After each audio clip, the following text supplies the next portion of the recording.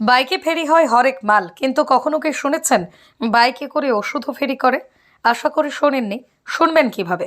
চরের এই মানুষগুলোর কষ্ট ও দুর্দশার কাহিনী এতদিন তো কেউ তুলে ধরেনি, কিন্তু এবার ময়দানে নেমেছে স্টোরি বাংলা। আমরা চরের মধ্যে বাস করি, রোদের তাপ খাই, বর্ডার আমাদের রিক্স আছে, কখন গুলির তলে পড়ে যাবো তার তো ভরসা নাই। সীমান্তের মানুষের সমস্যা পরিস্থিতি তুলে ধরবো আমাদের পর্দায়। ভাবা যায় একবিংশ শতাব্দীতে দাঁড়িয়েও ভালো ক্লিনিকে নয়, চরের মানুষের খেয়াল রাখতে চরের পথে পথে ঘুরে ওষুধ ফেরি করছেন।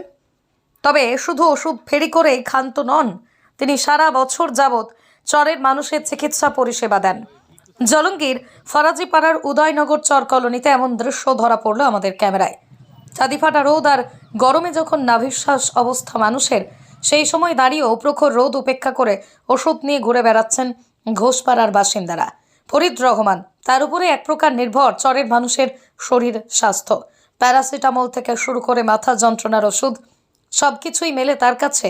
এমনকি চ্যানেলের মাধ্যমে শরীরে সেলাইন দিতে গেলেও সেই ভরসা ফরিদ সাহেব। তিনি জানান 2001 সাল থেকে জলঙ্গির যে 3টি চর রয়েছে, যেমন ফরাজিপাড়া, উদয়নগর চর, হিন্দু চার কলোনি এবং পারাসপুর চর কলোনি, প্রায় 23 বছর যাবৎ এভাবেই চরের মানুষের খেয়াল রাখছেন তিনি।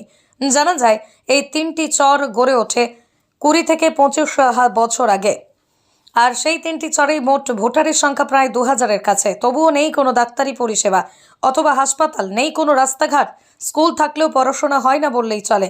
আবার সেখানে কল আছে, জল নেই, দাঁড়িয়ে আছে অচল হয়ে সেই কল। আর এই নিয়েই নেতাদের আপনি কোনো হেলদোল দেখতে পাবেন না।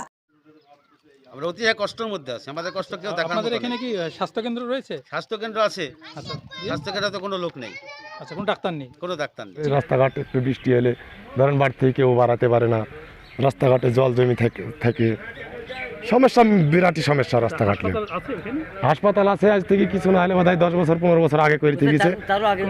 কোনো ডাক্তার তো কোনোদিন আমি দেখিনি আমার লাইফে। তবে সেই চরে যেতে গেলে 5 কিলোমিটার পাড়ি দিতে হয় পায়ে হেঁটে অথবা বাইকে চেপে। বন্যার সময় নৌকায় একমাত্র ভরসা।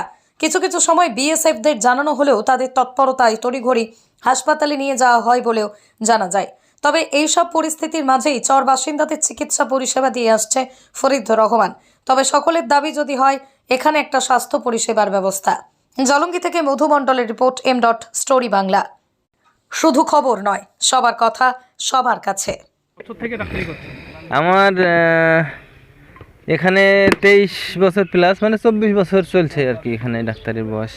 এখানে 2001 সাল থেকে ওই আমাদের মুসলিম পাড়ায়, এটা তো হিন্দু পাড়া, আমাদের মুসলিম পাড়ায় ওই মসজিদের পাশে আমার চেম্বার আছে, ওখানেই কন্টিনিউ থাকতাম। এখন আপাতত ওই ছেলে মেয়ে বড় হওয়ার পরে পড়াশোনার অসুবিধাতে ওই পারে ঘর করেছে। এখন ডেলি যাওয়া আসা করতে হয় আমাকে গাড়িতে করে ঘুরে?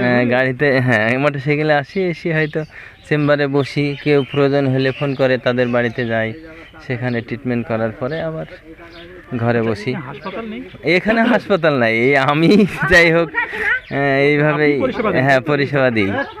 এই 24 বছর থেকে আমি এখানে এইভাবে পরিষেবা দিই। আমি প্রথমে ছিলাম, এখন আপাতত আমি ওপার থেকে আসা যাওয়ার পরে হয়তো রাত্রে সমস্যা হয় সময়তে, সেই হিসাবে আর একজন এখানে থাকে, শ্বশুর বাড়ি, ওপার থেকে আসি আমি। হ্যাঁ, আমার অ্যাড্রেস এখানকারই, এখানে যেহেতু থাকতাম 20 বছর, এদিকে মনে 4-5 বছর হয়ে গেল যাওয়া। আপনাদেরকে পেয়ে মানে বাড়ি বাড়ি গিয়ে ওষুধ দিচ্ছে? হ্যাঁ হ্যাঁ হ্যাঁ। সাধারণ মানুষ কতটা উপকৃত? সাধারণ মানুষ উপকার মানে কি, অনেক উপকার। এখান থেকে যোগাযোগ ব্যবস্থা তো বিচ্ছিন্ন, এখানে যেতে গেলে অনেক পয়সা খরচের ব্যাপার, রাস্তাঘাট নাই, নৌকা ভাড়া, আবার ওখান থেকে গাড়ি ভাড়া, সেই হিসাবে ওই ভাড়ার টাকাতেই ওষুধ হয়ে যায়।